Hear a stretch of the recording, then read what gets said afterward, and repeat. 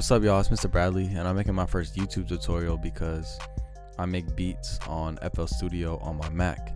And when I started out almost 2 years ago, there were no tutorials that I could actually watch that helped me make beats on FL Studio on a Mac. I would just have to take the PC versions of those videos and reference them and just hope they worked out on the Mac. But a lot of things on PC don't translate directly for Mac, so that's why I'm here. Now I have this beat right here. I'll just play it for you guys real quick.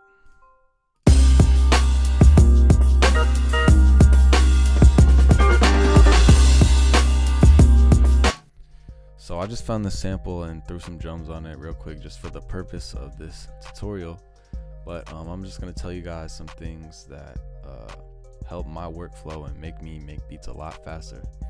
So the first thing is if you take your mouse and highlight it on this bar right here and you scroll down, that'll zoom in. Now if you scroll up, that'll zoom out. So that's just something real quick and easy, so you don't have to go back and forth with this and drag it like that. That's just something I found that takes way less time, and it's just a part of my natural workflow. So the second thing is you're gonna need to know how to highlight things without clicking this tool right here, the selection tool. So what I do is hold Control and click and drag. Now that lets you highlight things. Now if you want to highlight something else along with the whatever you have selected, you keep holding Control and you hold Shift now too, and now you can click, or you can click and drag. And then let's say you don't want to take this one with it, you don't want to select this one, you just click while still holding Shift and Control, and that'll deselect it. So let's say I don't want these, I just want to take the drums, right?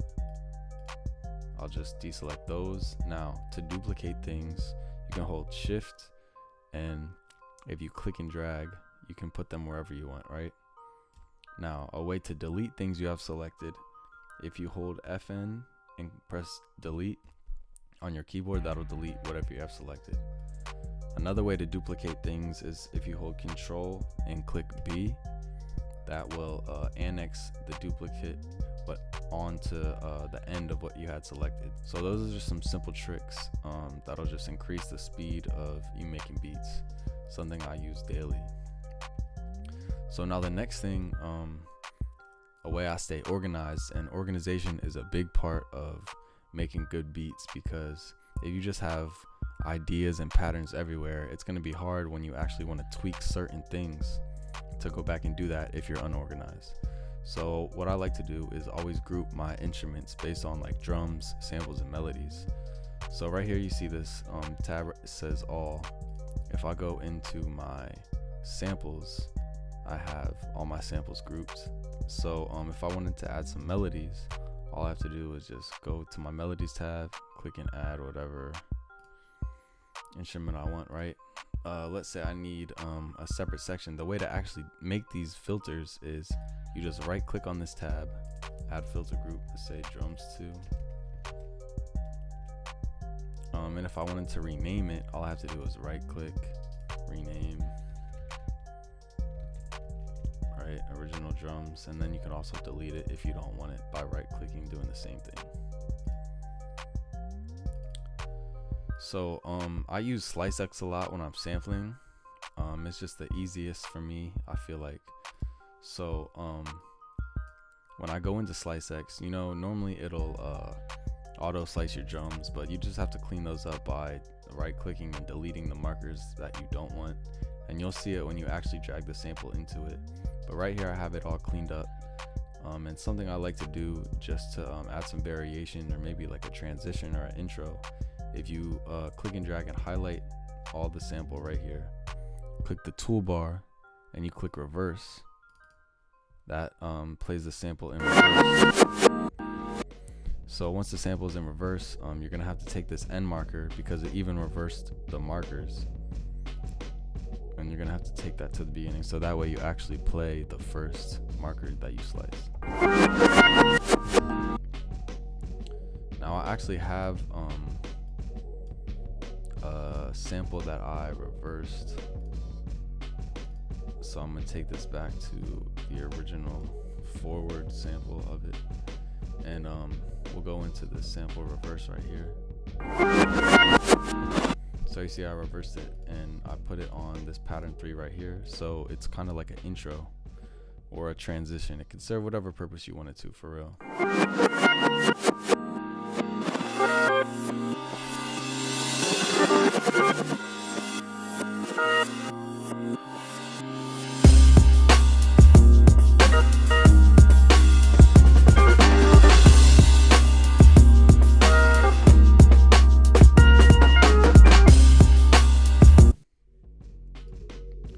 Now within the Slice X, there's a lot of things you could do with the tools.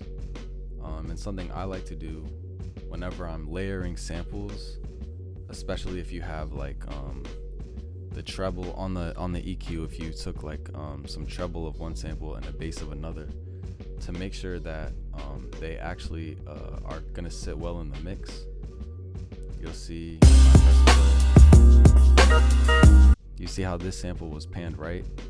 Let's say I wanted to reverse the pan of that without actually like changing the pan in the mixer. I can just highlight the sample right here and then go back to the toolbar and click swap channels.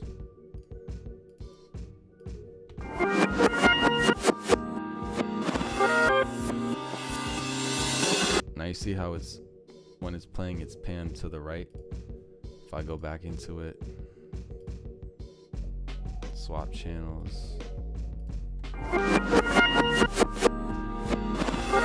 it basically just reverses the input of the audio in terms of the left and right ear. So that's something I like to do just so I can layer my samples. Now I'm sure a lot of people know this, but so let's say I didn't have this EQ on this certain mixer insert right here. If I take it off, and I like this EQ and I'm going to use it for everything. You could use it for vocals, for whatever, for real. So you just click on this the drop down and you click and hold on save preset as and drag it to whatever insert you want, and now I have the same EQ on this insert as well. Okay, now another thing that I like to do that helps speeds up the process. This is really helpful when you have melodies, right? And let's say you're using Harmless, right? Now this is a demo version, so if you save it, if you save the project and reopen it, it'll just delete it completely. So let's say you have like a good melody going with Harmless. I'm gonna just pick this preset right here. I'll make a pattern real quick.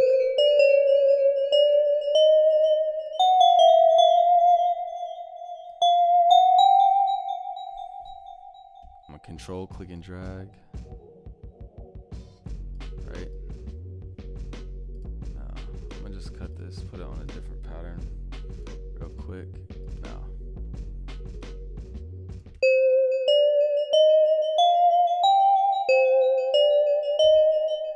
Okay, so if I were to save this right now and reopen the project, this whole instrument, this whole Harmless would be deleted. So one way to counteract that is by doing the same thing. Just file, export, wave file, go back out of your projects into patches, slice beats. I'm gonna save this as class pattern. Now mode full song, change that to pattern.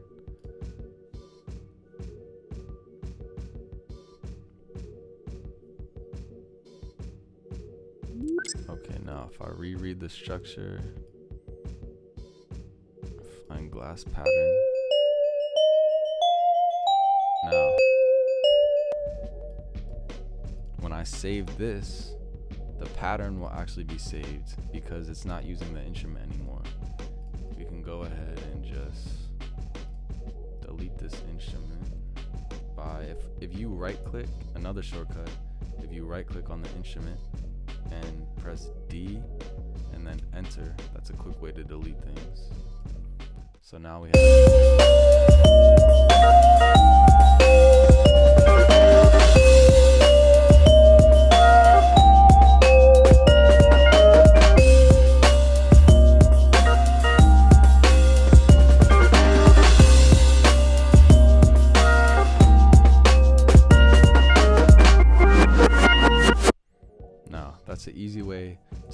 bypass that whole demo system if you don't want to pay for, I think it's like $500-$400, something like that. So that's a quick way to just take all of your instruments and make them audio real quick. You can do the same with any pattern. Just make sure that when you export, when you go to that, it'll ask you for that window. When you finally are about to export it, just change the mode from full song to pattern.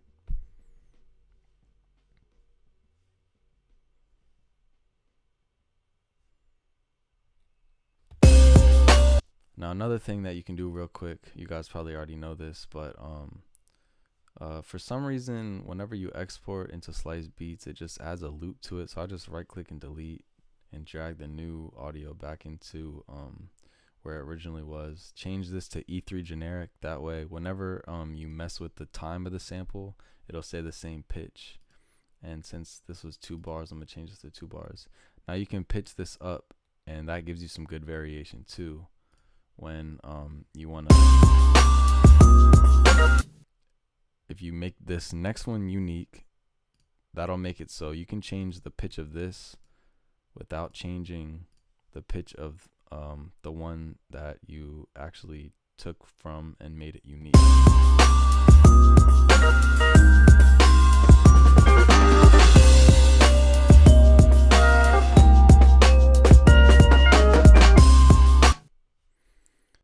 So that's pretty much it, y'all. Hopefully you guys enjoyed it. Hopefully you got some good information out of this tutorial, some useful information. Hopefully your beat making process will be a whole lot quicker now. So I just want to thank you guys for watching, and please let me know if this tutorial has been helpful.